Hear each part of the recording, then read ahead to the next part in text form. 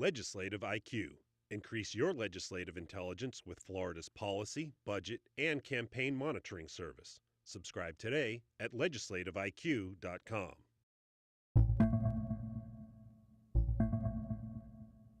A 2010 study shows there are more than 14 million Floridians living in coastal zones. A recent study by the National Oceanic and Atmospheric Administration, or NOAA for short, says a sea level rise of 3 feet could displace an estimated 1.2 million. Marine biologist and author Jack Redlow has been coming to Mash's Sand Beach since he was a kid. The sand gets washed away, the salt kills the trees.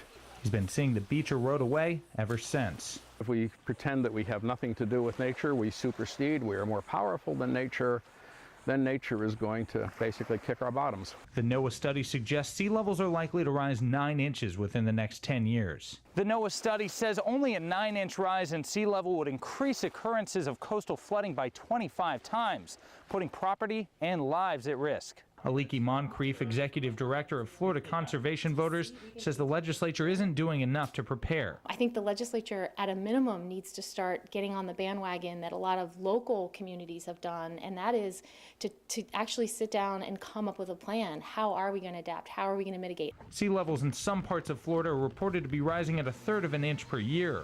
Redlow says lawmakers need to accept the facts and start responding accordingly. The fact that the president and the governor are basically saying there's nothing to global warming, there's nothing to rising sea level, get real, folks. The NOAA study predicts Floridians living near bodies of water affected by the tide will start noticing rapid increases in flooding occurrences and duration as soon as 2030.